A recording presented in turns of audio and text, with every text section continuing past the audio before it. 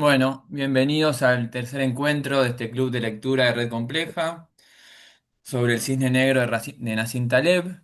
En esta oportunidad vamos a hablar de la tercera parte del libro, en la parte final, y vamos a intentar abordar y hablar sobre las herramientas que usamos para conocer, comprender y tomar decisiones en un mundo complejo. O sea, vamos a hablar de cómo enfrentamos la complejidad, lo no lineal, con nuestras herramientas, que en principio, por lo que nos dice Taleb, es como si estuviéramos enfrentando o navegando por un mar de incertidumbre con barquitos de papel. Va a ser muy crítico de las herramientas que utilizamos. Entonces, por un lado, esta tercera parte habla de un mundo de extremistán, donde aparecen los fractales, lo no lineal, el impacto de los cisnes negros, cada vez más yéndose a eventos y cisnes negros cada vez más frecuentes. Por otro lado, las herramientas que usamos para enfrentar a ese mundo son la curva de campana, el modelo de los mercados eficientes, que son todas herramientas o modelos que buscan lo normal, o sea, que niegan el impacto de lo desconocido. Tienden a buscar lo que se repite, lo que se repite, lo que se repite y normalizan esos eventos raros. Y tercero, él va a abordar qué hacer con esto. O sea, cómo protegernos de esos errores que nos ofrecen las herramientas que utilizamos. Entonces, por un lado, tenemos un mundo de extremistán donde lo raro es algo habitual y la manera que tenemos de enfrentar es usar la curva de campana, ¿sí? Que la curva de campana, la crítica que hace Taleb es que nos centra en los promedios.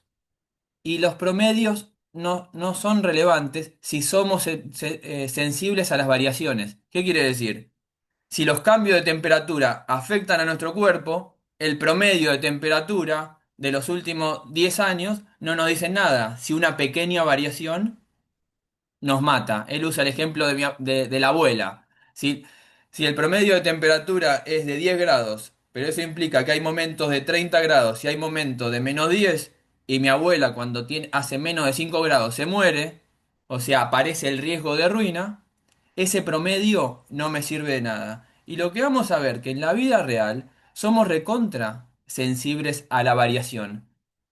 Por ejemplo, si tenemos una empresa, en nuestra empresa, estamos endeudados en la empresa y necesitamos que todos los años se mantengan más o menos las mismas ventas de los últimos años, tener el promedio del crecimiento del PBI en nuestro país, si nos dice que el crecimiento promedio es un 2% por año, pero somos sensibles a que un año que el PBI caiga el 5%, nosotros quebramos porque nuestras ventas caen un 10%, ese promedio del 2% de PBI de crecimiento en los últimos 10, 20 años no nos sirve de nada, porque un año malo nos deja fuera del juego. Entonces, la curva de campana lo que hace es sacar un promedio. Ese año malo lo oculta entre todos los números y parece algo normal. Entonces, cuando hay riesgo de ruina, esa variación nos deja fuera del juego. Entonces, el, los modelos, los métodos o la teoría de los mercados eficientes, que sigue evaluando las acciones que intenta domesticar esa volatilidad, no toma en cuenta que un año malo de la bolsa deja mucha gente fuera. Entonces, en vez de centrarse en los promedios, lo que propone Taleb es cambiar el foco. En vez de buscar lo normal, buscar lo raro. Ser consciente de que cada día que pasa estamos más cerca del próximo cisne negro. Es pensar al revés. Es pensar lo contrario del pavo. El pavo cada día que pasa se siente más seguro. Un día, 2 días, 3 días, no pasa nada, no pasa nada, no pasa nada. Y es lo que hace la curva de campana. La curva de campana es como que concentra la información del pavo en como 1000 días normales. Pero lo importante es que si el día 1001 se queda sin comida o matan el pavo, eso es lo relevante, no los 1000 días normales. Entonces, nuestras herramientas se concentran en los días normales. Entonces Taleb nos dice, no, tenés que pensar al revés. Mirá, ten en cuenta que cada vez estás más cerca de un día raro, por lo cual va a desarrollar la estrategia altera, que vamos a hablar un poco más en profundidad, que es protegerse del lado negativo del azar y exponerse al lado positivo. Es combinar precaución con alto riesgo. Precaución hacia los efectos que nos dejan fuera del juego y alto riesgo a esas pequeñas apuestas gratuitas, a buscar eh, recoger esos billetes de lotería gratuitos. Entonces, mientras el mundo mira lo normal, se confía cada día que pasa, las empresas, los gobiernos piensan en el corto plazo y es más, adelantan y se gastan reservas del futuro para mostrar resultados ya, porque hay una demanda cada vez más creciente de eficiencia y una exigencia más de mostrar lo visible. Taleb nos dice, no, tenemos que pensar en largo plazo. No nos sirve de nada ganar ahora el próximo mes si eso nos deja más expuestos a un cisne negro en el futuro. Entonces, brevemente, vamos a hablar de estas tres dimensiones. Mundo fractal, lleno de desigualdad, de extremistán, el cual enfrentamos con herramientas de mediocristán que nos vuelven más frágiles y la propuesta de Taleb, cómo diseñar herramientas, estrategias antifrágiles para sobrevivir en este mundo. Oliver. Fíjate que ahí hay una parte que creo que hay que resaltar y es que las herramientas asociadas a esta visión de media cristiana no significa que nunca funcionen. Funcionan y funcionan muy bien, como habíamos dicho, pues en estas islas de simplicidad. Entonces, en una isla de simplicidad, una aproximación de media cristiana es correcta y va a funcionar muy bien. Solo que hay un problema muy grave y es que a partir de lo que podemos observar y medir, es prácticamente imposible saber si lo que tenemos enfrente es un fenómeno que vive en Mediacristán o que vive en Extremistán. Es decir, si yo hago mediciones y hago estadística, es prácticamente imposible que yo pueda saber con completa certidumbre si me estoy enfrentando a algo que está bien descrito con una gaussiana o si requiero distribuciones de colas gordas. Eso va a ser, cuando pasemos a la parte de las consecuencias, que lo más sensato sea siempre pensar que estamos en extremistán. Ahora, hay algunos casos específicos en donde podemos tener, digamos, confianza de que sí estamos en una isla de simplicidad y van a ser esencialmente aquellos casos que estén limitados y, digamos, restringidos por procesos físicos reales de transferencia de materia y energía. Es decir, por ejemplo, sí sabemos con toda certidumbre que no pueden haber humanos de 20 metros de altura. Eso sí lo podemos saber. No vamos a tener ese tipo de variabilidad. No vamos a ver que la media de humanos mide 1,70 y vamos a tener de pronto un individuo de 20 metros. No es físicamente posible. Entonces, cuando nos enfrentamos a cosas de las cuales conocemos que están restringidas por principios físicos claros, generalmente, en mi opinión, ligados a flujos reales de materia y energía, salvo esos casos, lo que nos va a convenir hacer es suponer que estamos en extremistán y eso pues es como una especie de principio precautorio, ¿no?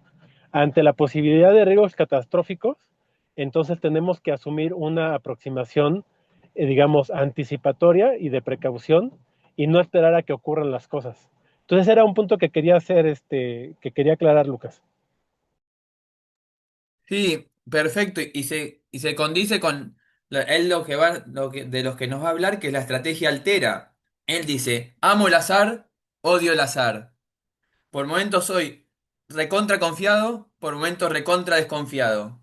¿Qué es eso? Es una estrategia contextual, esto que dice Oliver. Hay contexto entonces que esas islas de simplicidad que podemos usar curva de campana. El problema es que cuando queremos forzar la curva de Campana, hacer como un lecho de Procusto para que nos entre en ese universo o ese mar de complejidad, que es un poco lo que trata de desarrollar Taleb al hablar de este mundo cada vez más desigual, ¿no? Porque, Oliver, la desigualdad es una característica estructural de los sistemas, o sea, no es algo que lo ve como algo negativo, sino que hace algo propio, este efecto de Mateo o del ganador se lo lleva todo. Es correcto. Y fíjate, ahí hay algo que también igual valdría la pena subrayar, y es que desde mi perspectiva, estas planteamientos de Taleb no son solamente, digamos, como ocurrencias o no son solamente, digamos, destilados de filosofía, etc.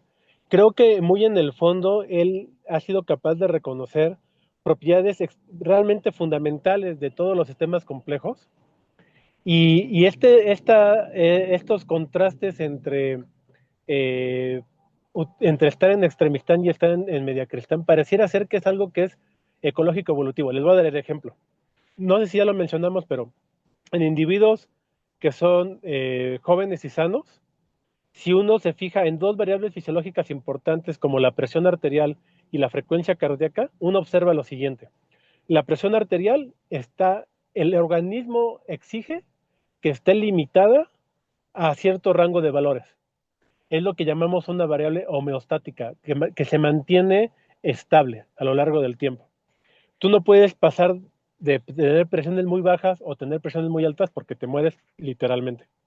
Entonces el organismo te pone esa restricción. Ahora, piénsenlo rápidamente. Si ustedes están inmersos en un ambiente que tiene variabilidad, algo tiene que absorber esa variabilidad y creo que ya lo dijimos, ¿no? Es la frecuencia cardíaca.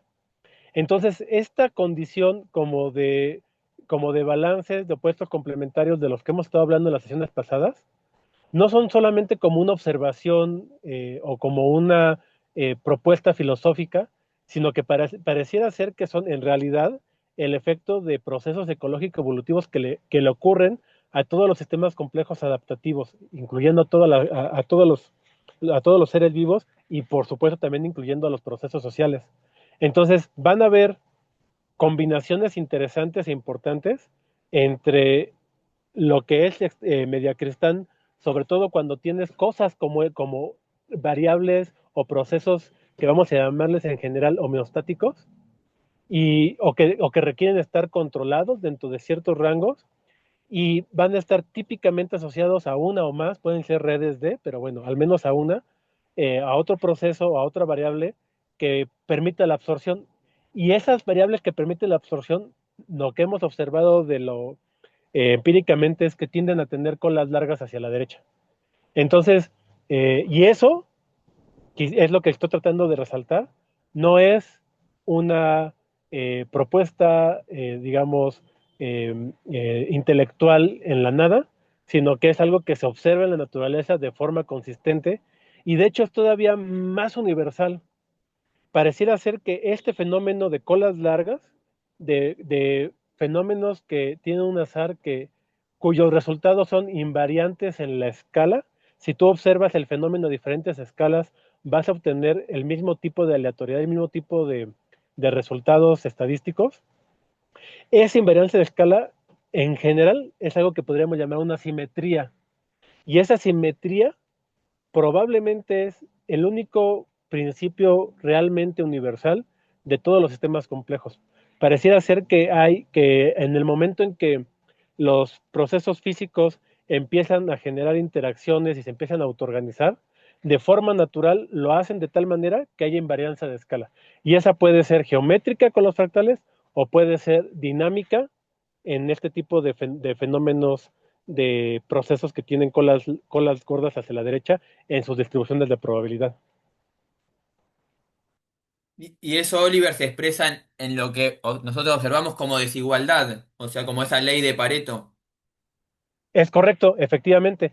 Y en ese sentido, no tiene ningún sentido tratar de buscar como sociedad la eliminación completa de la desigualdad. En realidad es es una característica inherente de cualquier conjunto de procesos de intercambio de algo, de lo que sea, van a surgir desigualdades en esos intercambios. Solamente por el puro ruido del azar y por aspectos espaciales, van a empezar a surgir lugares en donde hay más, lugares en los que hay menos, agentes que tienen más, agentes que tienen menos, y eso va a ser una característica del fenómeno. Ahora, en términos sociales, lo que sí tiene sentido es que esa desigualdad sea de ciertos tipos y no de otros tipos. Y específicamente tiene Taleb, no en el Cisne Negro, sino probablemente está en Skin on the Game, pero lo tiene en un ensayo en Medium, cuando habla de la desigualdad y los tipos de desigualdad, y lo que él sobre todo considera ahí sí malo para el sistema es desigualdad en términos de skin in the game. O sea, lo que no es correcto es que hayan algunos agentes que estén blindados de la aleatoriedad y otros que no. Es decir, todos tenemos que tener la capacidad de ir hacia arriba, pero también todos debemos tener la piel en el juego para poder caer. No debería haber nadie suficientemente grande o poderoso o protegido o aislado de la quiebra. Sí, creo que habla ahí, habla en Skin in the Game y habla de ergodicidad. Entonces, él dice algo así como que si alguien tiene un superpoder o está protegido, ¿sí? Se pierde esa aleatoriedad y ese cambio. O sea, que es lo que busca es la desigualdad se va a mantener, pero tienen que cambiar esos jugadores. O sea, los jugadores que están en la cima tienen que tener la chance de que si les va mal, caigan. Si están protegidos, o sea, ahí es una desigualdad artificial, ¿no? Efectivamente, ese es justamente el punto. Y eso es algo que, por ejemplo, no sé si está Giovanni conectado, pero vimos justamente en términos de cuando los sistemas buscan matar su volatilidad y su desigualdad de forma artificial, y entonces analizamos datos de México en términos económicos, y vimos que, por ejemplo, en lo que fue el llamado error de diciembre, pues hubieron un montón de procesos anteriores que buscaban limitar la variabilidad macroeconómica, pero a través de mecanismos artificiales, no porque en sí el mercado lo estuviera permitiendo o propiciando, sino que de forma artificial se buscaba matar esa volatilidad, y entonces lo que generas es una especie de estabilidad inestable, y eso obviamente pues produce fragilidad, ¿no? En cualquier momento esa estabilidad inestable pues cambia abruptamente y entonces encuentras cosas justamente como la crisis del 94, ¿no? Sí, o sea, porque me parece que lo que va pasando es que se va acumulando esa, o sea, toda esa profundidad que uno ve como ruidosa, que trae un efecto perjudicial, es como que se va retrasando. La crisis se va forzando que esa crisis se retrase, se retrase, se retrase, hasta que explota, ¿no?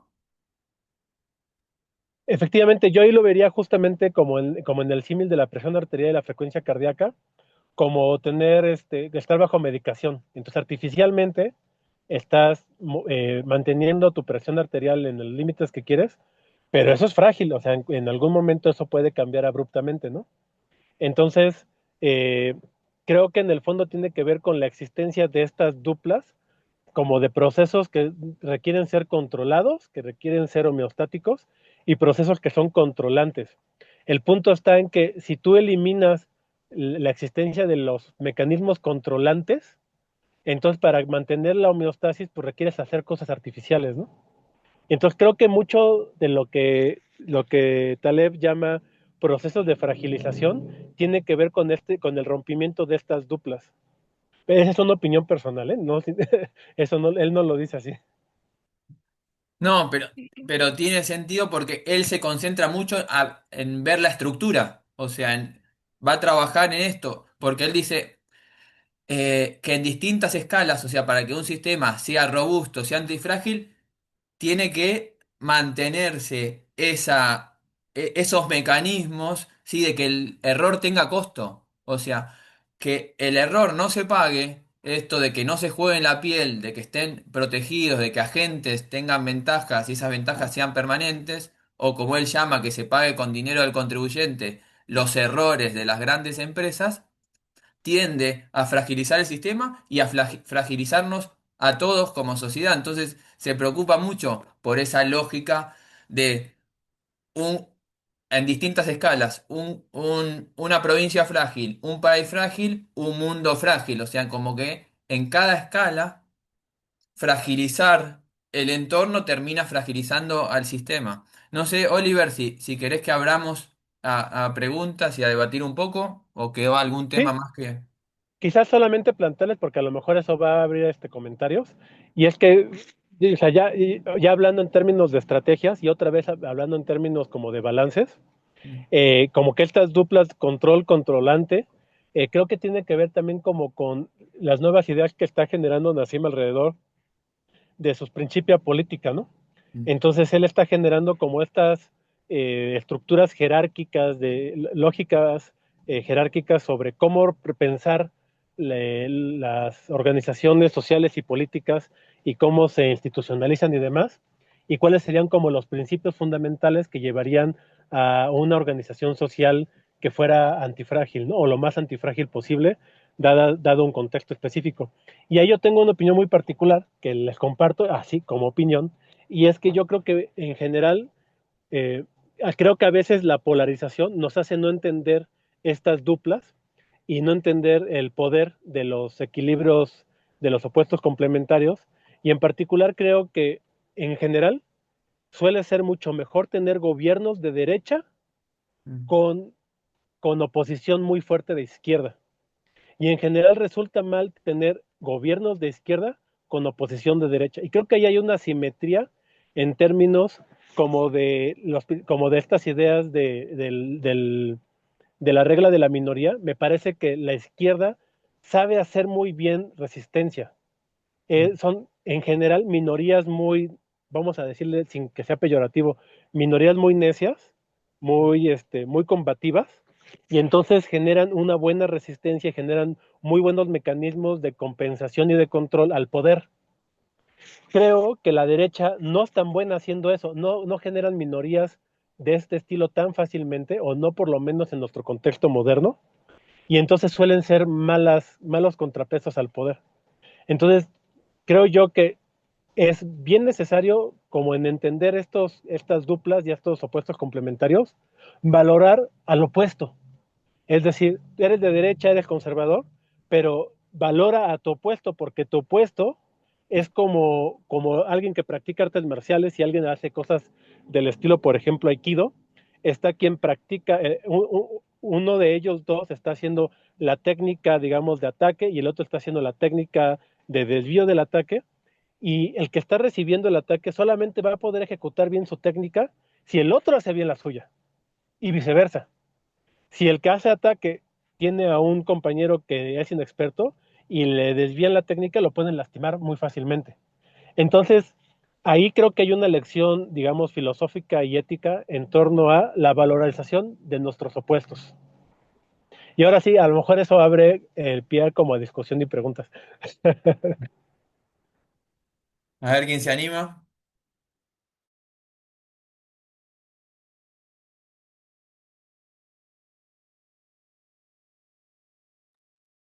Lucas, Oliver, fíjate, Lucas, obviamente tomando el comentario de la vez pasada de la compañía de que sí, oigan, no es que no queramos participar, es que a lo mejor esa visión tan profunda que ustedes tienen, pues todavía no la alcanzamos nosotros, pero quise aterrizar estos conceptos que hemos estado viendo en estas 3 sesiones con un proyecto que yo he trabajado durante 2 años. Ahí por el 2022-2023 conseguí una beca para poder llevar a cabo un proyecto de innovación gubernamental. Y en específico yo trabajo con las escuelas y uno de los problemas que había observado en ese momento es la obesidad infantil. Entonces, cuando llevo a cabo esta prueba piloto, obviamente sin conocer todavía el contexto, pues yo lo que hice fue agarrar algunas escuelas y en promedio yo no visualizaba niños que tenían mucha obesidad. Es decir, apenas entraba con el proceso para entender la problemática, por qué a nivel mundial un proyecto contra obesidad no ha funcionado. O sea, la obesidad sigue creciendo tanto adultos como niños, pero sobre todo en nuestro país, en México, la obesidad infantil es un punto que ha tenido un track tremendo y en el norte mucho más. Estamos aquí en Monterrey pegado a Texas y a Estados Unidos, entonces nuestra cultura se asemeja mucho a la forma de comer y de llevar a cabo la convivencia. Entonces, cuando trato de aterrizar esto de antifrágil y también de visualizar un impacto tremendo, en una de las escuelas encuentro que hay un niño muy obeso, tan obeso que para poder ir al baño tiene que estar su mamá o un familiar para limpiar eh, su cola, podemos decir. Y entonces, cuando veo esa situación, digo, caray, no me voy a meter en esa escuela, porque tratar con esta situación no es el promedio. Entonces, a lo mejor voy a tener que destinar mucho más recursos para poder evidenciar ante la sociedad que esta prueba piloto que estamos haciendo, pues, es factible para poderla expandir a más escuelas.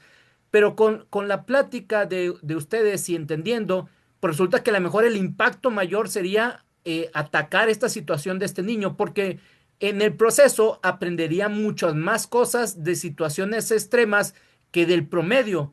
Entonces, trato un poco de aplicar estos conceptos con base a lo que ustedes nos han compartido y algo tangible para mí. Es decir, que el éxito que yo pueda tener con las escuelas pilotos que he seleccionado, pues no sería de tanto impacto como atender a este niño y que mejorar su índice de masa corporal en un cierto rango, el impacto ante la sociedad y ante las personas que pudieran fondear este proyecto hacia más escuelas, pues tendría mayor éxito.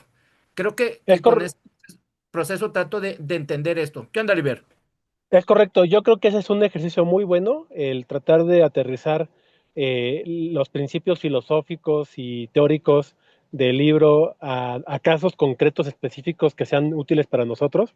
Y del que estás diciendo, sí, en general hay un montón de problemas que son de ese estilo, en donde tienes que, digamos, dejar de lado las medias y más bien analizar los casos extremos y la variabilidad de los casos extremos.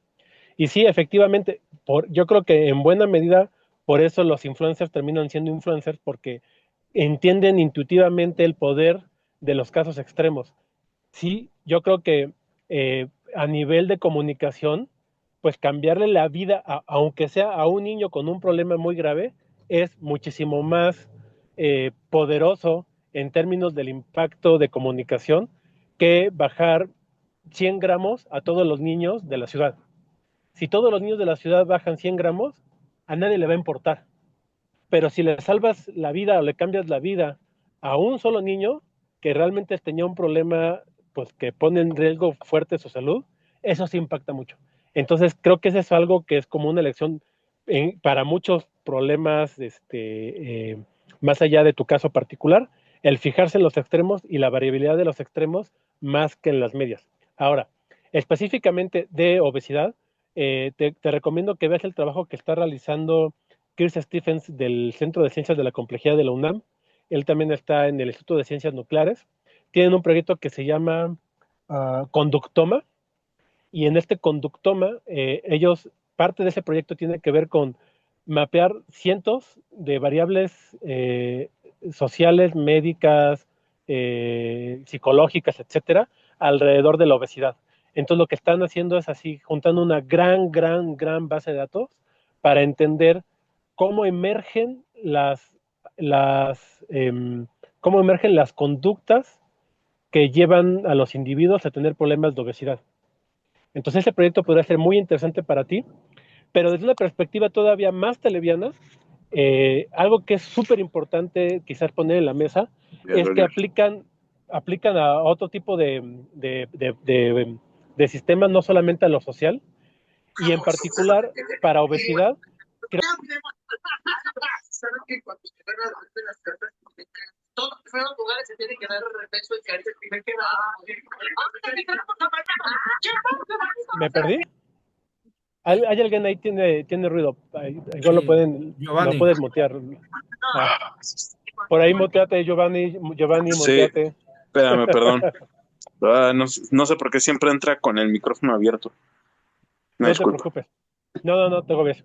Pero el concepto que creo que es clave para ti en este caso es el concepto de fragilidad ecosistémica, es decir, la salud de tu ecosistema bacteriano que tienes en tu tracto digestivo, en tu intestino, va a dictar y modular y guiar muy profundamente lo que tu salud metabólica, incluyendo la obesidad, diabetes y también tu salud mental. Entonces, en este sentido, lo que decías justamente de los estilos de vida, si tú piensas en el estilo de vida occidental, moderno, como el que estás planteando, tienden a homogeneizar todo. Comes el mismo tipo de alimentos a las mismas horas, en las mismas cantidades, estás extrayendo un montón de variabilidad de tu estilo de vida y esa variabilidad que ya no existe no está entrando como input a las interacciones bióticas que hay en tu ecosistema de tus bacterias intestinales.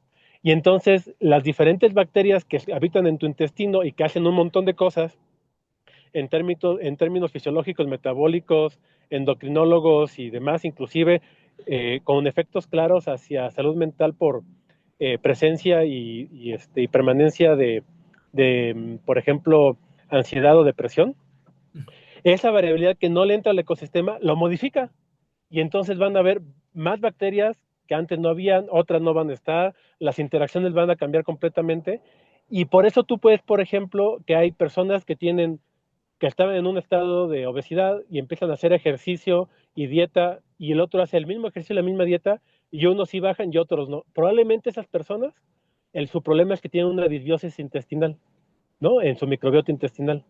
Entonces, de nueva cuenta ahí, el haber extraído de forma artificial variabilidad fragilizó al ecosistema de la microbiota y eso te va a promover muy fuertemente la obesidad. Curiosamente, Nassim también nos ha compartido un montón de veces sus ideas acerca de la dieta y sobre todo su práctica ligada como a las tradiciones y el calendario religioso de los cristianos ortodoxos. Si ustedes ven el calendario de los cristianos ortodoxos que ha compartido Nassim varias veces en Twitter, bueno, ahora X, van a ver que dadas diferentes fechas del año ligadas a eventos o rituales religiosos, que probablemente en su inicio también estaban ligados a variabilidad ecológica de cuándo surge qué planta, cuándo hay qué animales, dinámicas poblacionales de los mismos, etcétera. Lo que tú tienes es una variabilidad temporal, no solamente en términos de estructura de un plato, así como de tanta verdura, tanta carne, o sea, también hay una variabilidad vital que casi todo el mundo tiende a ignorar, que es la variabilidad temporal, en donde una parte del año son vegetarianos, otra parte son veganos, otra parte son carnívoros, otra parte son, y otra parte están haciendo ayuno. Y eso se va intercalando, ¿no? Con una aleatoriedad en el tiempo nada trivial. Y eso, en mi opinión, emerge de forma natural del contacto con la naturaleza y con los ritmos de los insumos para nuestros alimentos cuando estábamos en contacto real con la producción de los mismos. Entonces, también ahí, esa es una parte fundamental, creo yo, para entender la obesidad, es como la parte del conductoma y por otro lado es la parte de la extracción de volatilidad en el ecosistema bacteriano. Gracias, Oliver.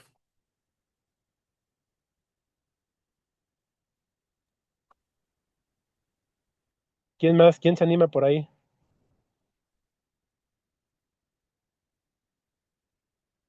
Bueno, si no se animan, quizás hay otra vertiente interesante como en este mismo sentido que podría ser de interés para aquellos que tienen negocios y que es antiintuitiva, ¿no? No sé si han escuchado esta idea de ten menos clientes pero gana más dinero.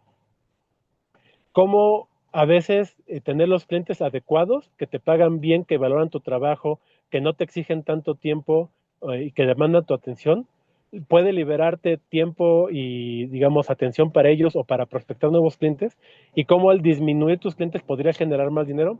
Entonces ahí creo que hay un tema súper interesante en torno a cómo visualizar en tus negocios la inverancia de escala. ¿Cuántos clientes de qué tipo quieres? ¿En qué tamaño los quieres? ¿Con qué frecuencia los quieres? Y contrariamente a lo que uno podría intuir, probablemente no es tan bueno tener un solo cliente que se lleve todo tu tiempo. ¿Me explico? Eso no sería invariante de escala.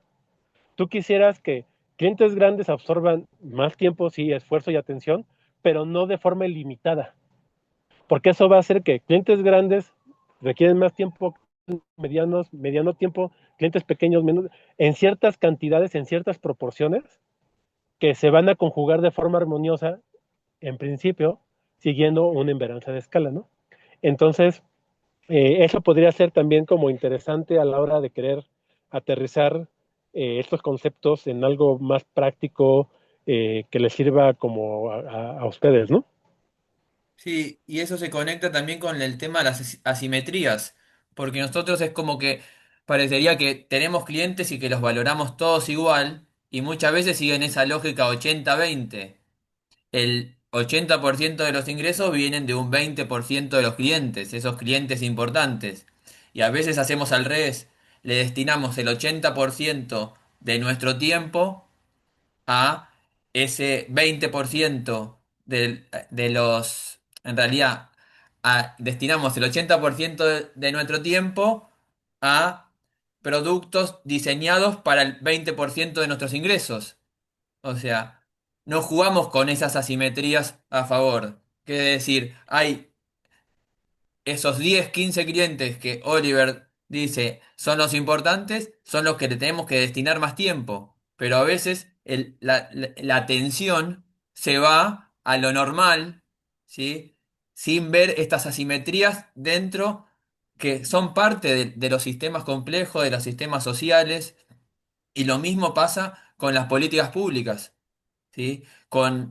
Eh, con los impuestos. O sea, muchas veces el ingreso viene de un grupo, o las ganancias o el ingreso viene de un grupo pequeño y nosotros tomamos medidas para todos sin descuidando estas asimetrías. Entonces, en las organizaciones tenemos un montón de ejemplos de eso y que se condice con la lógica de Taleb de menos es más muchas veces y es de vía negativa, ¿sí? Que es contraria a la lógica de vía positiva de hacer, de hacer, de hacer y de pensar de que siempre más es mejor. Correcto, y también por eso creo que de pronto vemos a mucha gente que está todo el tiempo ocupada, pero tiene pocos resultados, ¿no? Y es que hay que aprender a priorizar justamente en esta lógica multiescala, en tu escala de año, ¿qué vas a priorizar? En tu escala de meses, ¿qué vas a priorizar? En tu escala de semana, de día, y dentro de tu día, ¿qué vas a priorizar? Eso es algo que intuitivamente en el deporte sí se conoce y sí se utiliza, y que llaman los macrociclos, mesociclos, microciclos, tu sesión de entrenamiento. Entonces, en principio, un buen entrenador te va gestionando en las diferentes escalas de tiempo de entrenamiento objetivos particulares, cargas particulares, descansos y demás, pero va desde la sesión hasta tu año completo o hasta una cosa multianual, por ejemplo, competir en las Olimpiadas, de tal manera que tú no siempre entrenas igual, o sea, no seguimos una lógica de media cristiana en donde todos los días entrenas igual, falso. Tienes que tener variabilidad, un montón de variabilidad en diferentes escalas. En días, dentro de tu entrenamiento diario tienes variabilidad, dentro de tu entrenamiento en una semana tienes variabilidad, en el mes tienes variabilidad, multimensual tienes variabilidad, anual tienes variabilidad, multianual tienes variabilidad, y en tu carrera deportiva tienes variabilidad. Nadie puede entrenar y nadie debe entrenar de la misma manera, con la misma carga, con la misma intensidad, todos los días. Eso es una receta para el fracaso. Juan levantó la mano. Ahí.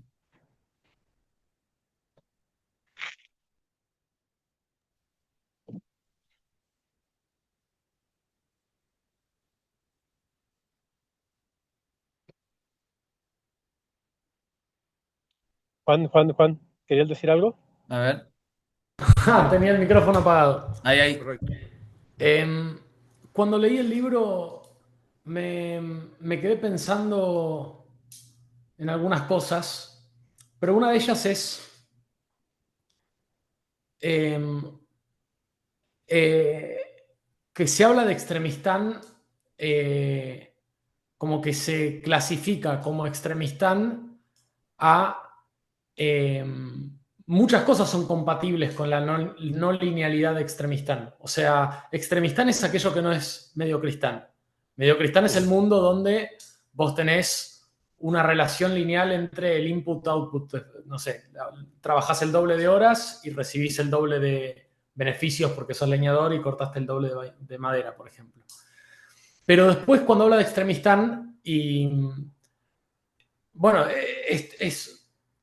hay muchos mundos no lineales eh, que son compatibles con la descripción de Extremistán y muchos de ellos funcionan de manera diferente. Pienso, por ejemplo, que no es lo mismo una dinámica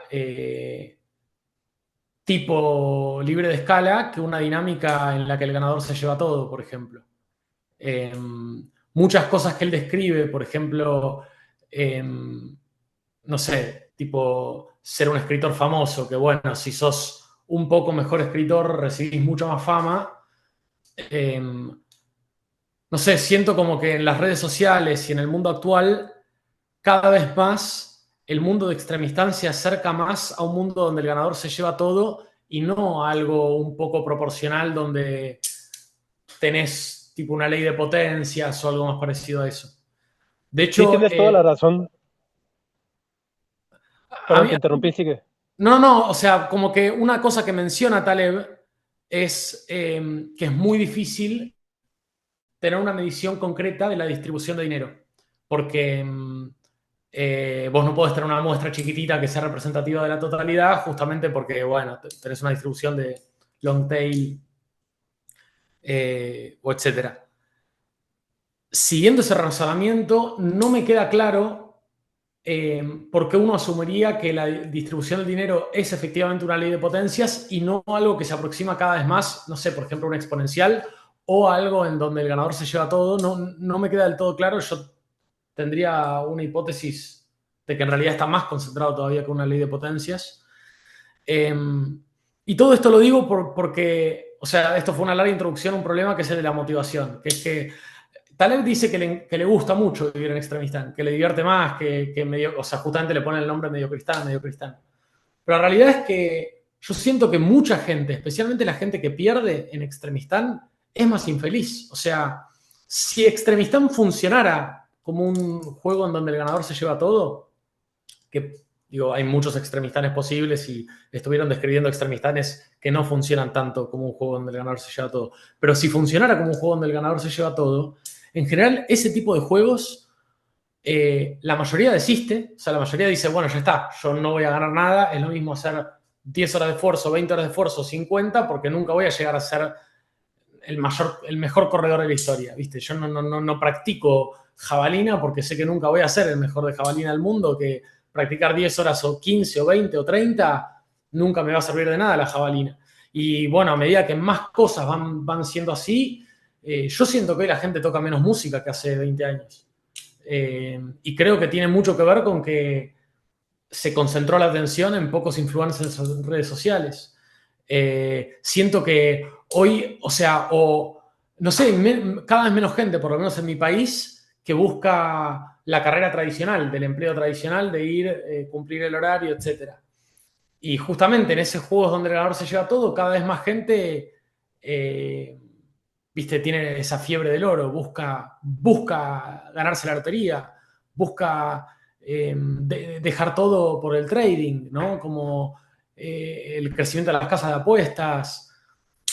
No sé, a principios del siglo XX en Estados Unidos tenía gente buscando oro, yéndose a buscar oro y dejando la vida buscando oro, y gente perdida en el alcoholismo, desistiendo completamente a la vida cotidiana. Es algo también que pasó en la Unión Soviética durante mucho tiempo, donde o eras un jerarca total o no tenías nada, y siento que el mundo se aproxima hacia ahí. Eso que, o sea, en resumen, lo que quise decir fue, hay distintos tipos de extremistán. Hay un Sí, tipo de es correcto. extremistán que es un juego donde el ganador se lleva todo, y ese extremistán yo creo que hace que la mayoría cruce los brazos, se quede mirando y se deprima porque no tiene sentido hacer nada, y que unos pocos dejen todo por esa cima, ¿no? Vi la noticia esta mañana de que 2 chicas se murieron en Estados Unidos por tratar de hacer surf arriba del subterráneo del metro, creo que en Nueva York, para filmarse y tener seguidores en redes sociales. Ese tipo de challenges de jóvenes dejando todo, dejando la vida por tratar de tener un rato más el foco, es esa misma dinámica, es todo o nada y es destructivo. Tienes razón. De hecho, Taleb tiene un par de artículos que hablan justamente de eso. Uno de ellos es el que sacó con Chirilo sobre las epidemias, y el otro es, creo que también es con Chirilo, donde refutan los argumentos de Pinker, y justo lo que ellos ven es que sí hay un zoológico en Extremistán. Entonces, dependiendo o sea, pueden ser todas leyes de potencia las colas, pero depende del coeficiente de esas leyes de potencia, pues se van a manifestar de forma distinta en el mundo real. Entonces sí, hay diferentes tipos de aleatoriedad ligadas a lo que en general llamaríamos extremistán. Hay toda una familia de distribuciones de probabilidad que van desde colas pesadas hasta hasta hasta colas gordas. No sé si hay todavía unas más fuertes, pero conforme vas avanzando o conforme van cambiando estos exponentes de esta ley de potencia en las colas, vas perdiendo propiedades estadísticas y vas generando consecuencias distintas. Entonces, la respuesta técnica corta es: sí, hay diferentes tipos de extremistán. Los agrupamos todos, pero en realidad hay diferentes tipos. Y de esos tipos van a haber consecuencias definitivamente marcadas en cómo afectan nuestras vidas y cómo tendremos que responder a ellos. Sí tienes completamente razón ahí. Del otro que estás diciendo, creo que también Taleb ha sido bastante claro en términos de cómo la competencia, sobre todo por ejemplo en los deportes, pero muchos fenómenos de tipo competencia, sobre todo lo que tienda a generar juegos de suma cero, es decir, aquellos fenómenos sociales o fenómenos en general en donde entre comillas, el ganar implica que otro pierda, le llamamos un juego de suma cero. La academia es un juego de suma cero. Obviamente un deporte competitivo es un juego de suma cero. Lo que no es un juego de suma cero, por ejemplo, son los negocios. Buenos negocios generan mejores negocios y se retroalimentan, y es el típico ganar-ganar. En cambio, por ejemplo, si la persona A ganó el premio Nobel, significa que la persona B lo perdió. Había cierta cantidad de candidatos en esta semana que se están dando los premios Nobel, ¿no? Y si una terna lo ganó, la otra terna lo perdió. Entonces, en ese sentido, hay que tener cuidado de cómo conceptualizamos la felicidad, el éxito y demás, de no ligarlos o de entender que si lo estamos ligando a eso, vamos a jugar a eso, pero digamos, ser conscientes de lo que significa los juegos de suma cero, y que estos juegos de suma cero, por su naturaleza, tienden a generar procesos de sobreoptimización. Y un resultado general de la sobreoptimización en cualquier ámbito es la fragilización. Entonces, casi siempre que sobreoptimizas, fragilizaste al sistema. Y casi siempre que sobreoptimizaste es porque hay un juego de suma cero. Entonces, eso, en principio, debería guiar tus decisiones filosóficas de estilo de vida, como para tratar de evitar lo más que puedas, dadas tus condiciones y contexto, pues juegos de suma cero. Y si tienes que estar ahí, bueno, entender que estás ahí y entonces, pues, digamos, generar tus adecuaciones personales necesarias para lidiar con lo que sabes que va a ocurrir. Sabes que vas a estar en un juego de suma cero, sabes que eso te va a implicar sobreoptimizarte, que te va a fragilizar, y entonces, bueno, pues intentar tener al menos una actitud adecuada a esa realidad que no pudiste evitar, ¿no? Pero eso sí, efectivamente tienes también toda la razón. Te hago una pregunta. O sea, en un ejemplo histórico, ¿no? Como si tuvieras un emperador que es dueño de todo y el resto no es dueño de nada. Eso no sería una ley de potencias, ¿no? Eso sería No, otra cosa. eso es otra cosa, efectivamente. Y Y, y- normalmente eso no es algo que emerja de forma natural en los sistemas complejos. Suele emerger cuando estás metiendo restricciones artificiales, ¿no? O sea, cuando los motores internos del sistema complejo dejan de trabajar adecuadamente, eh, y mi interpretación es que se ven afectados lo que yo llamo, o lo que llama Taleb en la introducción que hizo a nuestro libro, las clases funcionales. Y cuando se pierden esas clases funcionales, entonces, que puede ser en ese nivel de clases funcionales, por ejemplo, que al sistema le guste el azar, pero puede ser que falle más abajo, digamos, en términos de las propiedades intrínsecas de los sistemas complejos. Por ejemplo, evitas que hayan procesos emergentes. Entonces, si evitas que hayan procesos emergentes, puede ser que ahí le estás pegando a que al sistema le guste la aleatoriedad. Y por eso, entonces empieza a fragilizarse el sistema. Entonces, mi opinión es que cuando tienes ese tipo de huellas digitales que ya no son leyes de potencia, que ya no son invariantes de escala en los sistemas, es porque seguramente algo fue disruptivo o en las propiedades o en las clases funcionales, y entonces se desbarató, digamos, la capacidad operativa del sistema para llegar a su mayor antifragilidad posible. Entonces, sí, efectivamente, yo creo que cuando tienes algo muy, muy, muy, muy del estilo, alguien se lleva todo, pero o sea, muy, muy, de veras, muy marcado, ya te saliste de lo que el sistema hubiera llegado de forma natural. Y ahí es como que o sea, sería como que se rompen esos mecanismos de regulación, ¿no? O que se rompe la escala. Es como que alguien tiene un superpoder que, Exacto, que sobrepasa los exacto. límites. Yo tengo una última pregunta que está relacionada con eso. Quizás se va un poco de tema, pero la hago igual y de última no lo charlamos. Es, ¿cómo sabemos? O sea, mi hipótesis es que esa centralización absoluta también puede ser un fenómeno emergente natural de la sociedad. Como si fuera, no sé, digo, hay momentos donde los cuerpos se enferman, ¿no? Hay fenómenos naturales emergentes que matan al sistema. Eh, no podría suceder que las sociedades, como sistema complejo, hagan emerger estas cosas que se alejan de los sistemas libres de escala, de la ley de potencia, de todo lo que funciona bien y naturalmente tiendan a algo que anda mal y se rompan. Sí, efectivamente, que es algo que hablamos, creo que una sesión anterior, en términos de que Se cortó un segundo. la, Que lo hablaron con... sí, eso es algo que tocamos una anterior, creo, cuando hablamos sobre la antifragilidad.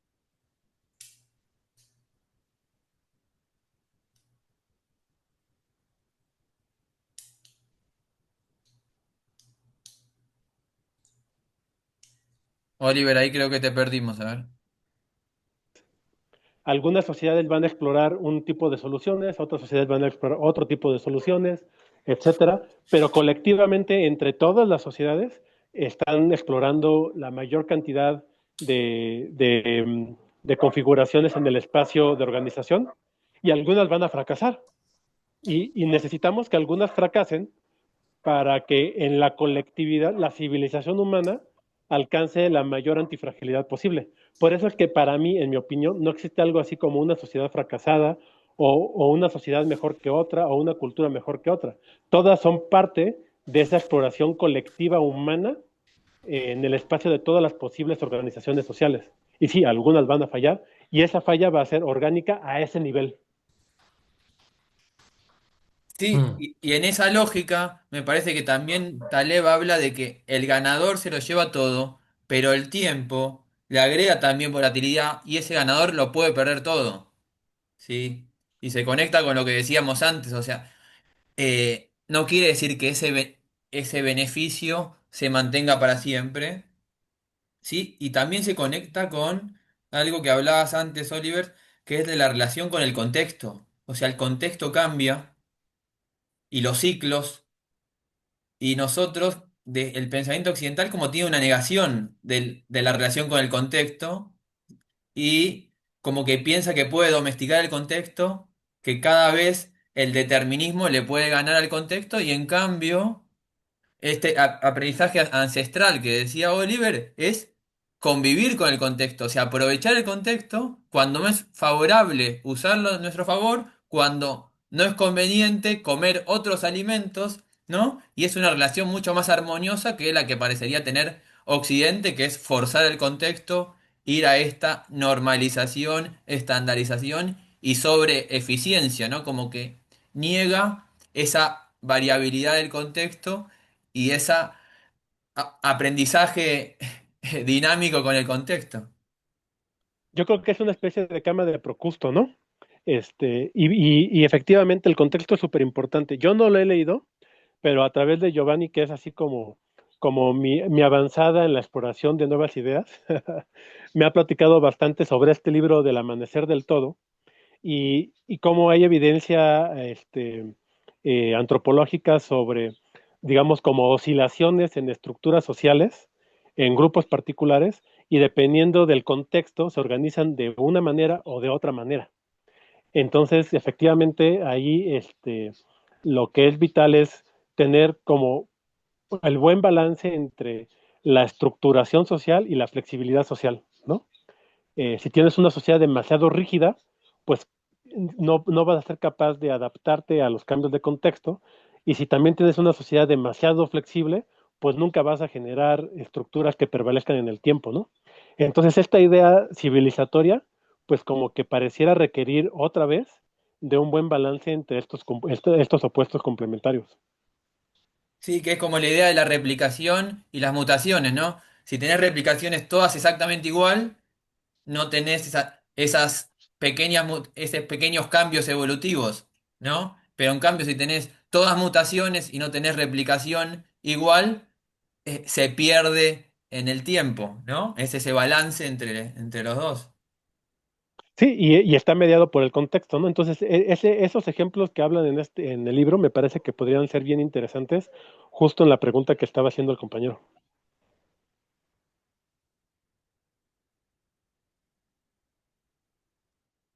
Bueno, ¿alguna Pues, pregunta más?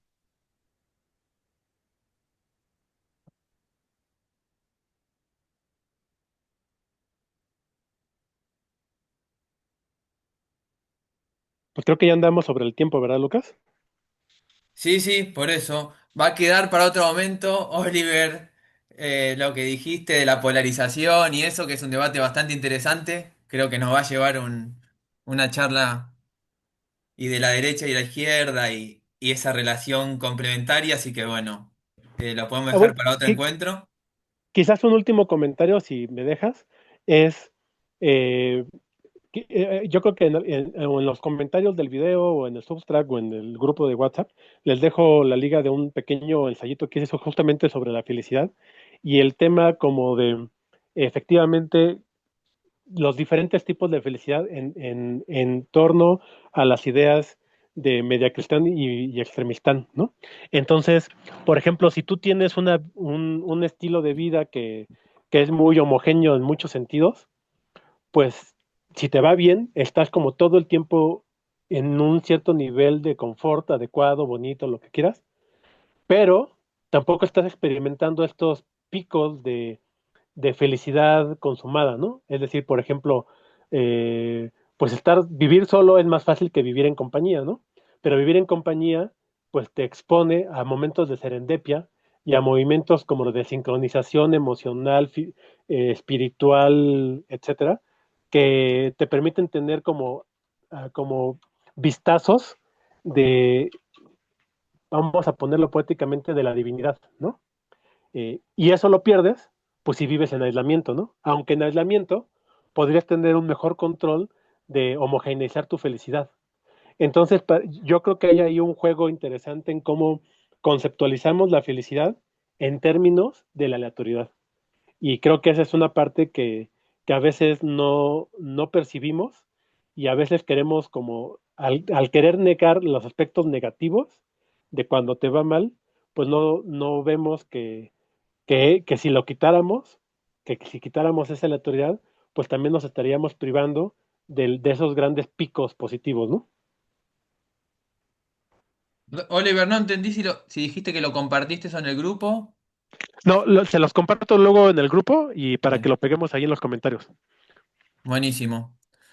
Bueno, entonces vamos a terminar con este tercer encuentro, ¿sí? Quiero agradecerles a todos por haber participado. La verdad que es un placer verlos a todos, compartir con ustedes, retomar este hábito del club de lectura, ¿sí? Que como dijimos al principio, recordamos a Alfredo con mucho cariño y es parte de continuar con estas ideas de la red. Y bueno, y agradecerle a Oliver, especialmente. Oliver, la verdad que... fue un esfuerzo, hicimos todo lo posible y la verdad que te agradezco un montón porque creo que hicimos un lindo homenaje a Alfredo con este club y que hayas tenido el tiempo para participar y el esfuerzo, así que es recontra valorable, te agradezco. Y bueno, a todos por participar y espero entonces que nos veamos pronto. Ahí estuvimos pensando también otros proyectos, así que capaz tenemos novedades pronto y bueno. Ahí está el grupo para seguir debatiendo, charlando y bueno, la verdad que un placer. Voy a subir este tercer encuentro al canal de YouTube, así que si lo quieren repasar o quieren compartir también va a estar disponible. Así que bueno, les mandamos un abrazo, un saludo grande. Gracias a todos por participar y nos vemos pronto. Abrazos, cuídense.